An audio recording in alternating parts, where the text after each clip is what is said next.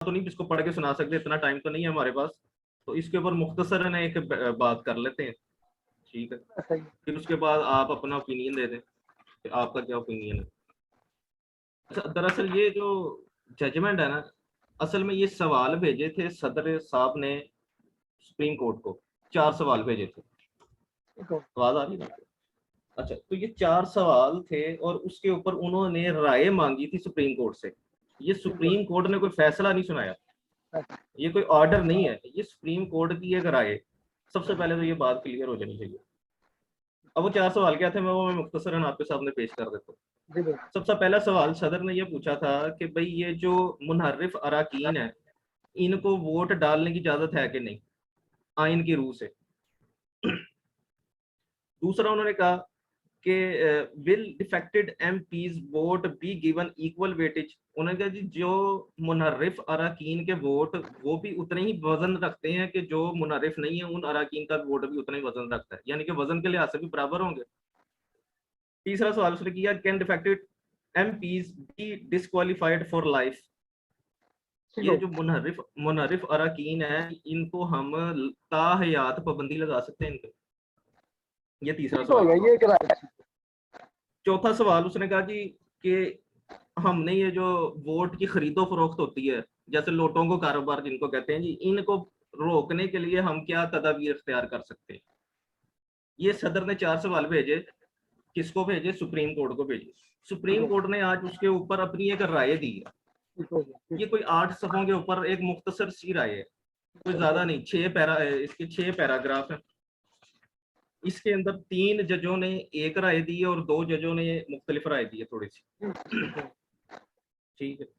अब मैं ये थोड़ा सा इसको जरा पढ़ के आपको सुना देता हूँ ताकि हम इसके ऊपर बाद में थोड़ी सी कमेंट कर सकें। अब इसके पहले पैराग्राफ के अंदर जज साहब ने तीसरी चौथी लाइन में लिख रहे हैं, in our view the provision can not be read and applied in isolation. हमारे नुक्ता नजर में, हमारी राय में कहीं पर भी वो ऑर्डर का लफ्ज इस्तेमाल नहीं करते। वो कह रहे इन आवर व्यू, हमारी राय में, हमारी नजर में। ये मेंशन है कि ऑर्डर का लफ्ज इस्तेमाल नहीं हो सकता। ऑर्डर नहीं है इसके अंदर, कोई ऑर्डर नहीं है, ये ओपिनियन आप इससे कर सकते हैं। हाँ, ये ओपिनियन है। वो कह रहे हैं कि भाई इस जो पहला सवाल किया है ना आपने सदर ने, उसके जवाब में वो कह रहा है कि जो सेक्शन 63A है, जो मुनहर्रिफ अराकीन को नाअहल करने का जो कानून है, उसको आप अकेला नहीं पढ़ सकते, उसके साथ आपको आर्टिकल 17 भी पढ़ना पड़ेगा। अब मैं आपके सामने सिर्फ सेक्शन 63A को थोड़ा सा बयान कर देता हूँ।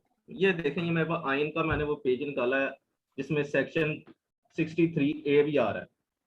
सेक्शन 63A उर्दू में मैंने ये निकाला है आइन पाकिस्तान का। उसके अंदर वो क्या कहते हैं जी, अगर किसी ऐवान में किसी तनहा सियासी जमात पर मुश्तमिल पार्लिमानी पार्टी का कोई रुकन अपनी सियासी जमात की रुकनीत से मुस्तफा हो जाए या किसी दूसरी पार्लिमानी पार्टी में शामिल हो जाए, इस पार्लिमानी पार्टी की तरफ से जिससे इसका ताल्लुक हो जारी करदा हस्बे झैल मुतल्लका किसी हदायत के बरक्स ईवान में वोट दे या वोट देने से इजतनाब करे, मसलन वजीर आजम या वजीर आला के इंतखाब में, एतमाद या अदम एतमाद के वोट में, किसी माली बिल या दस्तूरी बिल में। अब इसमें ये बात सुन लें आप, यहाँ पे जरा रोक के, इसमें लफ्ज इस्तेमाल हुआ है पार्लिमानी पार्टी। पार्लिमानी पार्टी, पार्लिमानी पार्टी क्या होती है? मैं पहले इसको बयान कर दूं, पार्लिमानी पार्टी क्या होती है।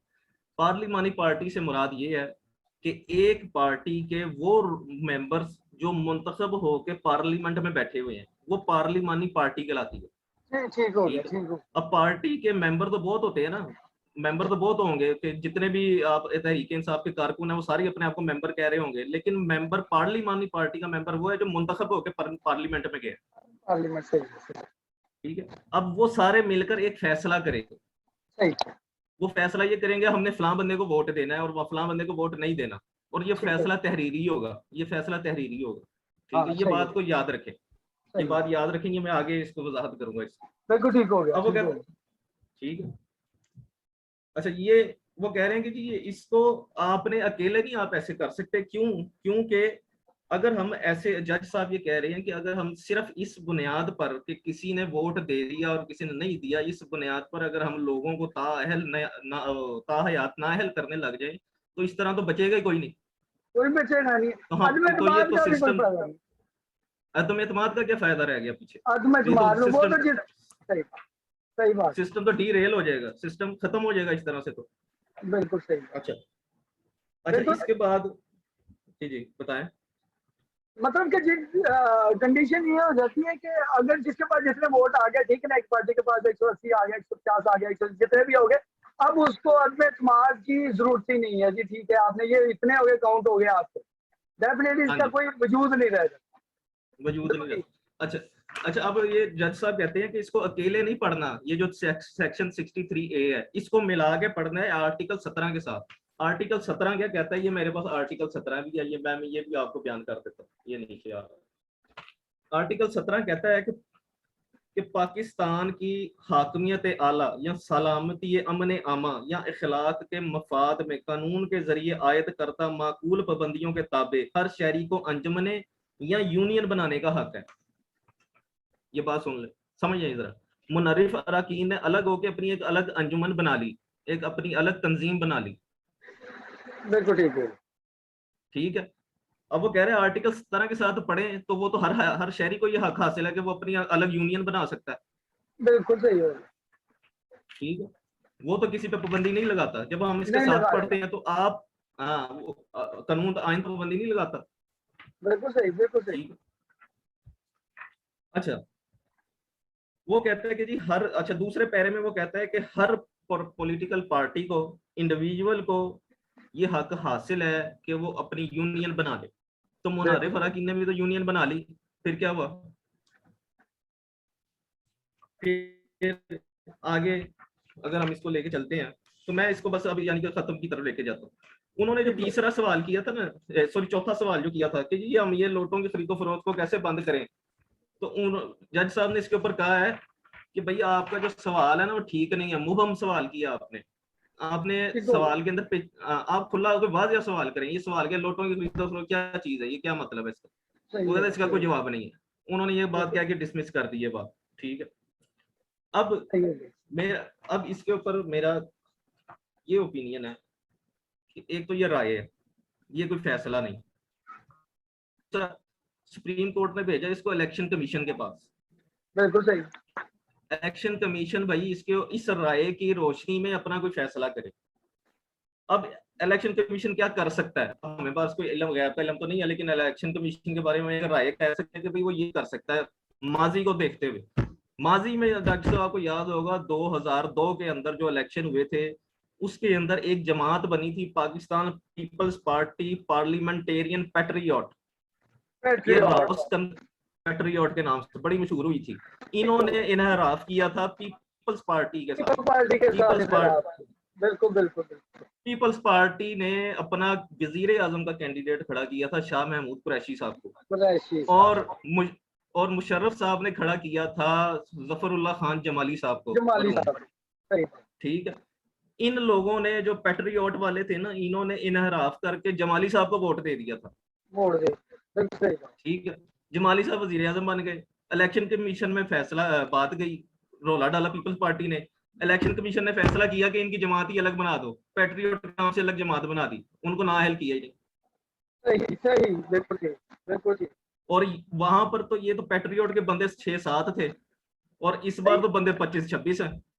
एक तो डॉक्टर साहब ये असल में जवाब नहीं रह जाता, आप किस तरह किसी को रोक सकते हैं? आप वोट किसी को इस तरह आप बिल्कुल भी ये नहीं कह सकते कि भाई आप इस हिसाब से आप इतने वोट लेके आप इसमें तंजीम में आए हैं और आप उनकी नुमाइंदगी नहीं कर सकते, तो ये तो पॉसिबल ही नहीं। ठीक है, तो इस बिना पे ये जो सना अदालत इस पर फैसला नहीं दे सकती ना।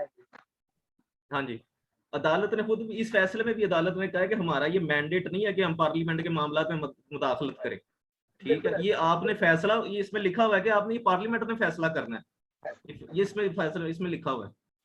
ठीक है, अच्छा दूसरा ये हो क्या, इसमें और क्या हो सकता है? पंजाब असेंबली में ये क्या हो सकता है? कौमी असेंबली में तो इसका नुकसान कोई नहीं हुआ क्योंकि कौमी असेंबली में मुनारिफ अरकान ने वोट दिया ही नहीं।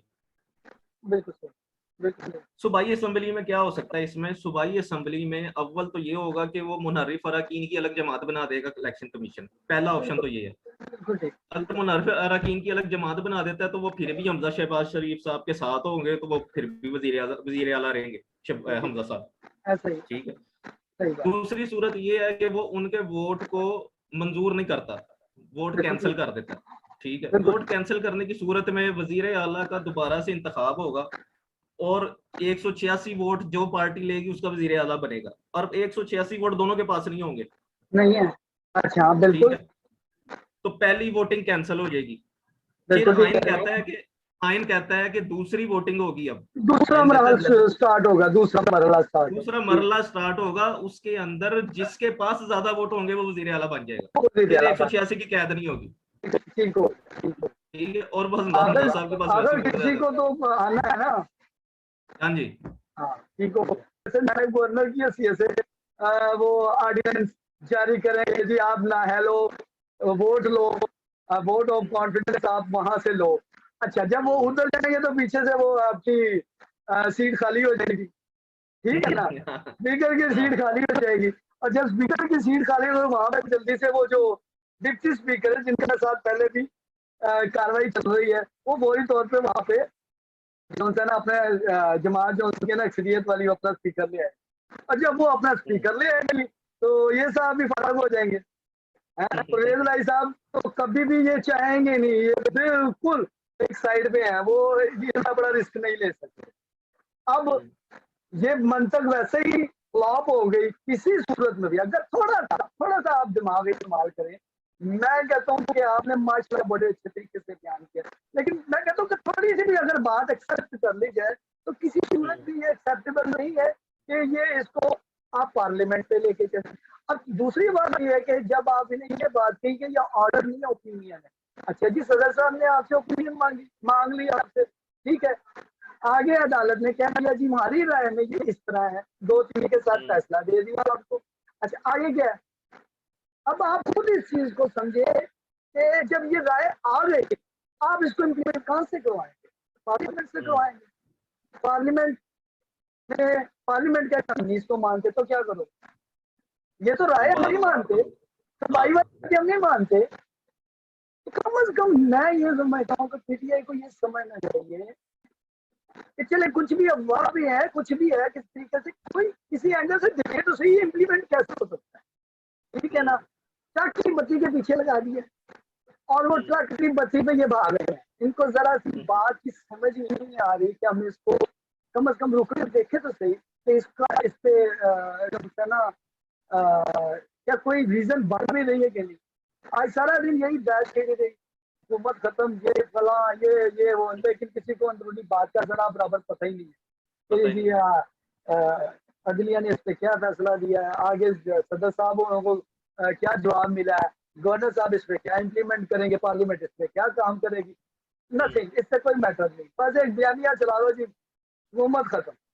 वो एक ऊपर से एक वही नाजल होती है इनके ऊपर, और वो सारे एक ही बात शुरू कर देते हैं, उसी पे बैठे हुए। और इंसान को थोड़ा सा ना रोक के सोचना चाहिए कि यार ये बात हो क्या रही। तो इस पे आप जो है ना, मैं समझता हूँ कि बहुत गलत ट्रैक पे। आपको पता है $1 की 30 फीसद ऊपर जा रहा है। अब ये कह रहे हैं 3.5 साल का हिसाब हमसे ना मांगो, ये 1 महीने का हिसाब आप दो। अब मुझे ये बताओ, 1 महीने का हिसाब, अभी वो तो आगे बैठे हैं, अभी अपनी कबीना को ठीक नहीं किया सही तरीके से, नहीं तो 1 महीने का हिसाब देना शुरू कर दें। ये एडमिनिस्ट्रेटर भी ठीक नहीं, फलाह भी ठीक। और पहले ये शहबाज शरीफ के गीत गाते थे कि जी शहबाज शरीफ बहुत जबरदस्त है, ठीक है। यही लोग जो अपने आप को यूथ कहते हैं और यही कहते हैं कि जी ये बहुत ज्यादा जो है ना अच्छा एडमिनिस्ट्रेटर है बनिस्बत मियां मोहम्मद नवाज शरीफ को, और अब ये कहते हैं कि जी ये जो है ना